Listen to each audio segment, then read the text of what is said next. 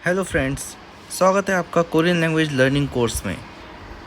पिछले कोर्स में हम लोगों ने बात की थी बेसिक वॉवल्स के बारे में। कोरियन लैंग्वेज में 10 बेसिक वॉवल्स हैं जो कि हैं आ,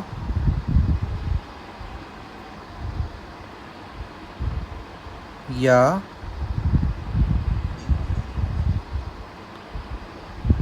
ओ,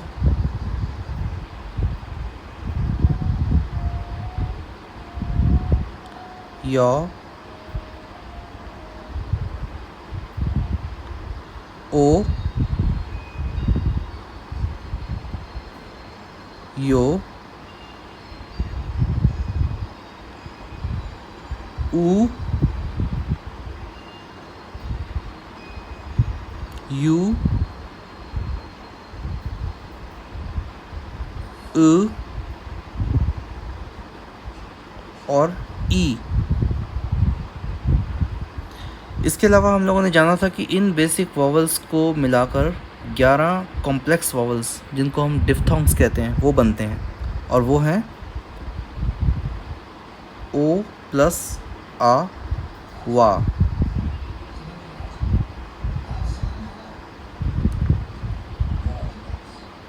ओ प्लस ई, वे,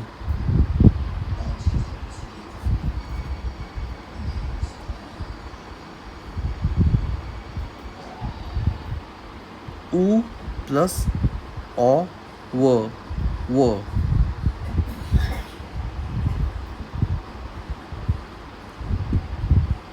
ओ प्लस ई, ए,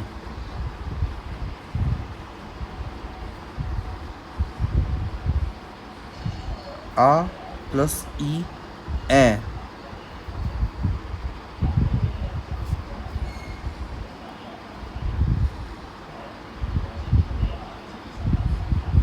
यो प्लस ई, ये,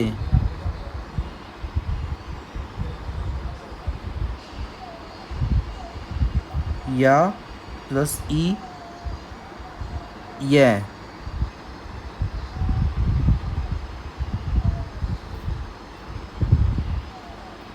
ओ प्लस ए, वे,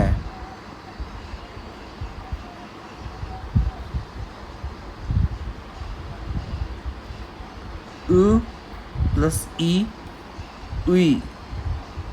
इसके हमने जाने थे कि 3 अलग अलग प्रोनाउंसिएशंस होते हैं, उई, ए और ई। वो डिपेंड करता है कि ये कहाँ पर किस तरह से यूज़ हो रहा है, वो हम आगे चल के जानेंगे। और लास्ट जो हमारा कॉम्प्लेक्स वॉवल था वो था ऊ प्लस ए, वे।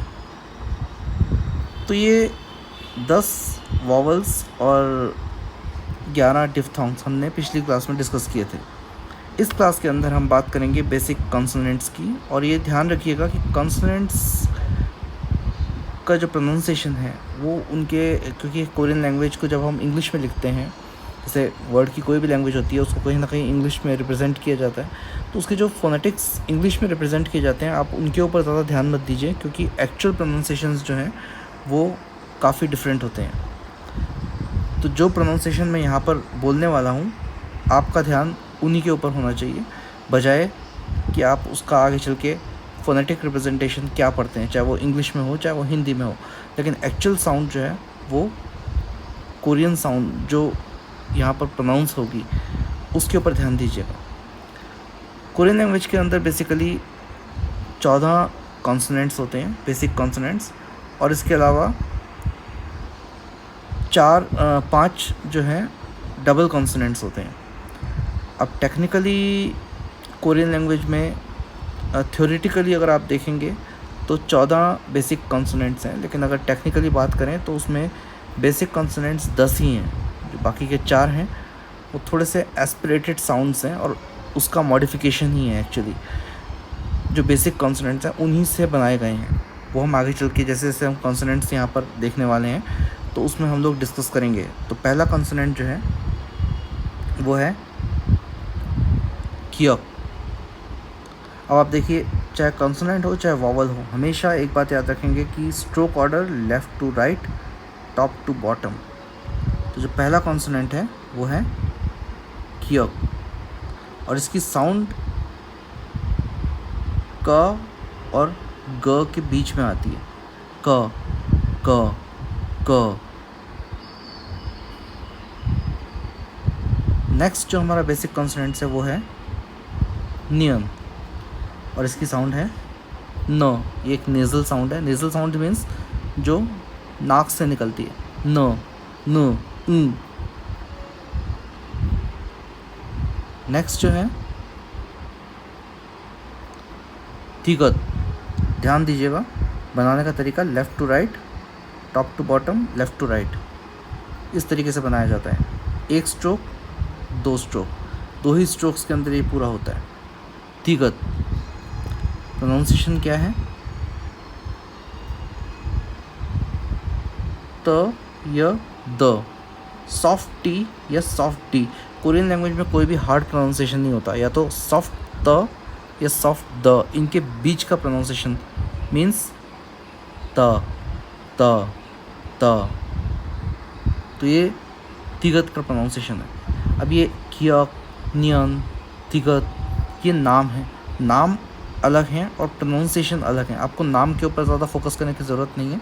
मेनली जो आपके काम का है वो है प्रोनाउंसिएशन। तो त य द। नेक्स्ट है रियल। अब रियल जो है बड़ा इंटरेस्टिंग सा कॉन्सोनेंट है, वो इसलिए क्योंकि इसकी दो साउंड हैं, एक है र और एक है ल। अब आप कहेंगे कि दोनों साउंड कैसे दे सकता है, र की साउंड भी दे रहा है और ल की साउंड भी दे रहा है। वो हम लोग जैसे जैसे हम जब इससे वर्ड्स बनाएंगे, इन कॉन्सोनेंट्स और वॉवल को कंबाइन करके, तब हम लोग जानेंगे कि क्या कहाँ पर ये र की साउंड देता है और कहाँ पर ये ल की साउंड देता है। तो अभी के लिए आप बस इतना ध्यान रख लीजिए कि ये र और ल दोनों की साउंड के लिए यूज़ होता है। नेक्स्ट है मियम। ध्यान दीजिएगा, तीन कॉन्सोनेंट्स हैं, तीन स्ट्रोक्स हैं, 1 2 3, top to bottom, left to right, top to bottom, left to right. मियम, जैसा कि इसके नाम से पता चल रहा है, इसकी साउंड भी नेज़ल साउंड है, म। नेक्स्ट है पियप। अब यहाँ पर भी प और ब, इन दोनों के बीच की साउंड है, प प प। ये साउंड्स जो जहाँ पर मैं दो प्रोनाउंसिएशंस के बारे में बता रहा हूँ, ध्यान रखिएगा कि जैसे क्योक है वो क और ग के बीच में मैंने बोला, तिगत है वो त और द के बीच में बोला, इसी तरह पियप है ये प और ब के बीच में बोला। इनकी वजह ये है कि कभी कभी आपको ये क जैसे साउंड करेंगे, कभी कभी आपको ग जैसा लगेगा। इसी तरह से तिगत जो है कभी कभी त जैसा लगेगा, कभी कभी द जैसा लगेगा।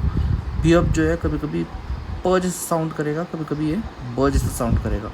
वो वर्ड के अकॉर्डिंग आपको साउंड जो प्रोनाउंसिएशन सुनाई देंगे वो आपको डिफ़र करेंगे, लेकिन एक्चुअल प्रोनाउंसिएशन इनके बीच का है। इसलिए कोरियंस के लिए ये फिक्स प्रोनाउंसिएशन है, हमारे लिए ये प्रोनाउंसिएशन जो है वो कभी कभी सुनने में अलग लगता है।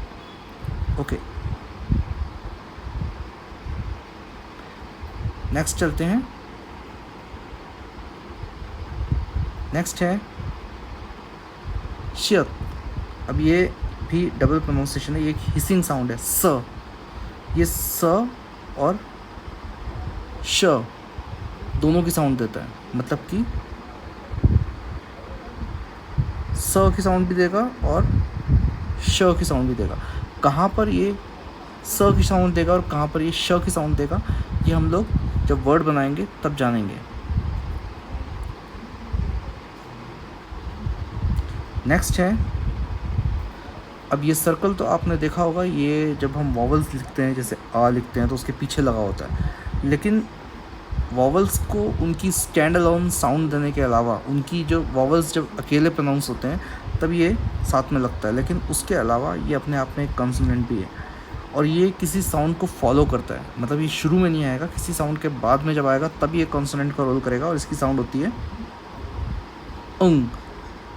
जैसे हम हिंदी में अंग लिखते हैं तो इसको हम बोलते हैं यंग और इसकी साउंड अंग साउंड होती है और ये किसी साउंड को फॉलो करता है, किसी साउंड के बाद आता है। नेक्स्ट है चियत। ये भी डबल प्रोनाउंसिएशंस आपको सुनाई देंगे, कभी कभी ये ज जैसे साउंड करेगा, कभी कभी ये च जैसे साउंड करेगा। इसकी एक्चुअल प्रोनाउंसिएशन इन दोनों के बीच में आती है, च च च। तो इसको हम बोलते हैं चियत। 2 स्ट्रोक्स हैं, 1 2, left to right, top to bottom, left to right. Okay, चियत। नेक्स्ट है छ, चियत। इसका नाम है चियत और इसकी प्रोनाउंसिएशन है छ।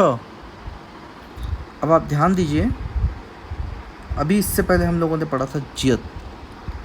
ज को ही हल्का सा मॉडिफाई किया हुआ है और ये बन जाता है छ। तो मैंने अभी कहा था कि टेक्निकली देखा जाए तो 10 ही कॉन्सोनेंट्स हैं, क्योंकि 4 कॉन्सोनेंट्स जो हैं वो एक्चुअल में बेसिक कॉन्सोनेंट्स की एस्पिरेटेड साउंड है। एस्पिरेटेड साउंड्स क्या होती हैं, जब उन्हीं को बोलने में आपके मुंह से थोड़ी सी हवा निकलती है तो एक प्रोनाउंसिएशन में चेंज आ जाता है। तो जब हम ज को हल्के से एस्पिरेशन के साथ बोलेंगे तो वो छ साउंड होगा, लेकिन थ्योरेटिकली ये अलग एक बेसिक कॉन्सोनेंट है, छ। नेक्स्ट है खियक। इसकी साउंड है ख।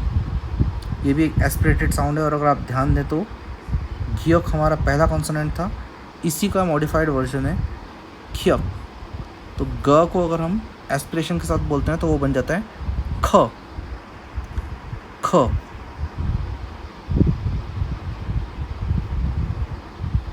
नेक्स्ट है थियत और इसकी साउंड होती है थ की साउंड। हिंदी में हम थ लिखते हैं, थ। और आप ध्यान दीजिएगा तो यहाँ पर भी जो हमारा धिगत था उसी का एक मॉडिफाइड वर्जन है थ, थियत। तो इसकी साउंड है थ।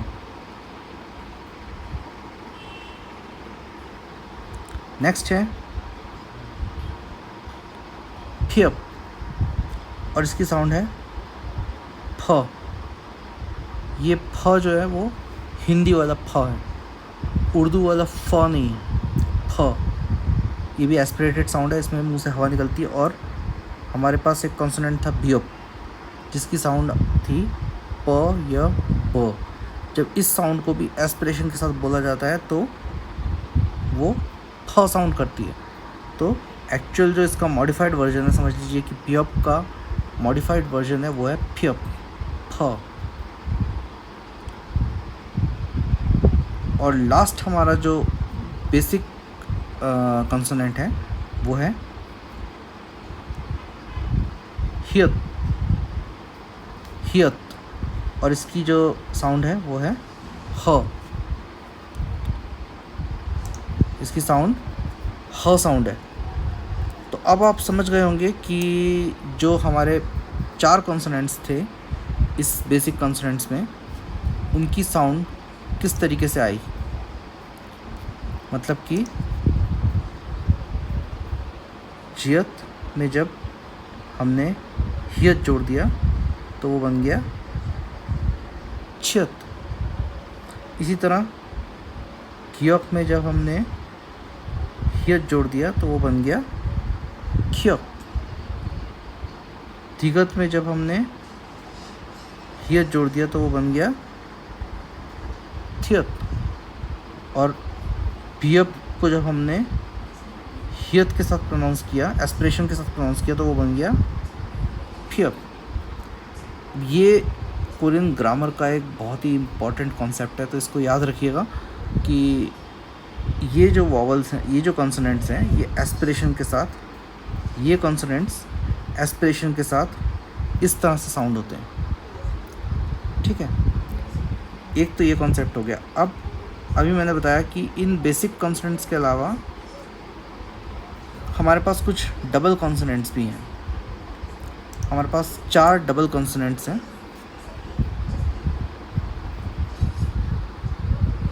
और वो कौन कौन से हैं? पहला है सांग्यक। सांग का मतलब होता है डबल, सांग्यक। ग्यक हमारे पास ये कॉन्सोनेंट था, इसको 2 बार रिपीट किया तो ये क की साउंड देता है, क की। ओके, इसके अलावा नेक्स्ट हमारे पास जो कॉन्सोनेंट है सांगतिगत, और ये त की साउंड देता है, सांगतिगत। तिगत को डबल रिपीट कर रखा है यहाँ पर। नेक्स्ट कॉन्सोनेंट है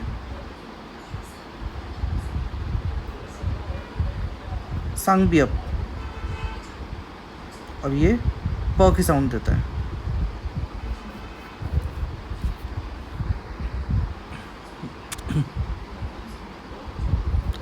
इसके बाद नेक्स्ट है हमारे पास सांक्षियत। ये स ही की साउंड देता है, या ये भी कभी कभी श की साउंड देता है, लेकिन इसकी साउंड एक अकेले स के मुकाबले, शियत के मुकाबले थोड़ी सी ज़्यादा हिसिंग साउंड है।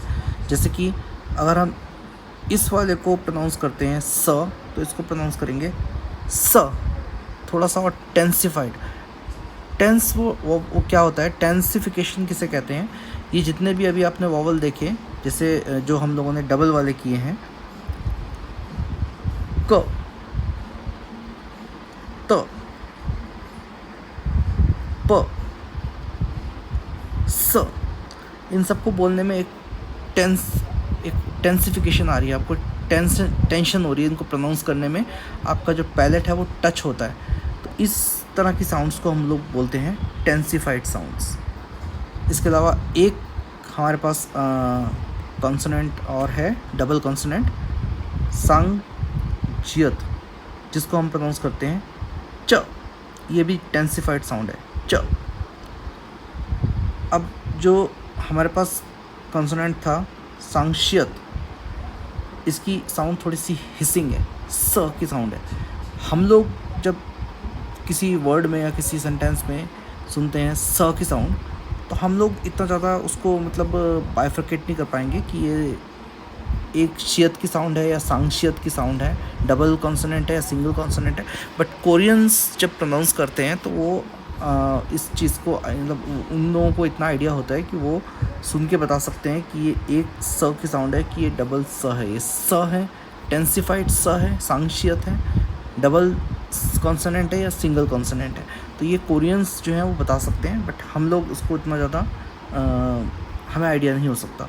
जैसे जैसे आप सेंटेंसेस में या वर्ड्स में इस टाइप के वर्ड्स देखेंगे जिसमें एक शियत या सांगशियत यूज़ होता है, तो आप थोड़ा सा आइडिया अपने आप से लगा सकेंगे। अच्छा, ये हमारे हो गए बेसिक कॉन्सोनेंट्स और डबल कॉन्सोनेंट्स पूरे 14 बेसिक कॉन्सोनेंट्स और 5 डबल कॉन्सोनेंट्स हैं हमारे पास।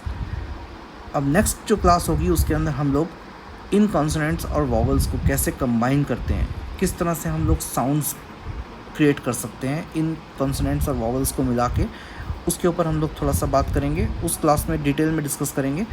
फ़िलहाल के लिए आप लोगों के पास एक असाइनमेंट है, वो ये कि हम लोगों ने जो 10 बेसिक कॉन्सोनेंट्स किए हैं प्लस 10 बेसिक वॉवल्स किए हैं प्लस 11 कॉम्प्लेक्स वॉवल्स किए हैं, डिफ्थोंग्स। इसके अलावा हम लोगों ने 14 बेसिक कॉन्सोनेंट्स किए हैं प्लस 5 डबल कॉन्सोनेंट्स किए हैं। तो ये वॉवल और कॉन्सोनेंट्स जो हैं आप लोग अच्छे तरीके से याद कर लीजिए, क्योंकि अगली क्लास में जब हम लोग कॉम्बिनेशंस के ऊपर आएंगे तो ये आपको ऑलरेडी मेमोराइज होने चाहिए। ठीक है, तो ये आपका इस क्लास का असाइनमेंट है। पिछली 2 क्लास जो हमने की हैं वॉवल्स और कॉन्सोनेंट्स की, ये जो क्लास है कॉन्सोनेंट्स की और पिछली वाली वॉवल्स की, इन दोनों में जो भी कुछ हम लोगों ने डिस्कस किया है उन सब चीज़ों को आपको मेमोराइज़ कर लेना है, क्योंकि अब अगली क्लास से इनका प्रैक्टिकल एप्लीकेशन शुरू होगा। Thank you.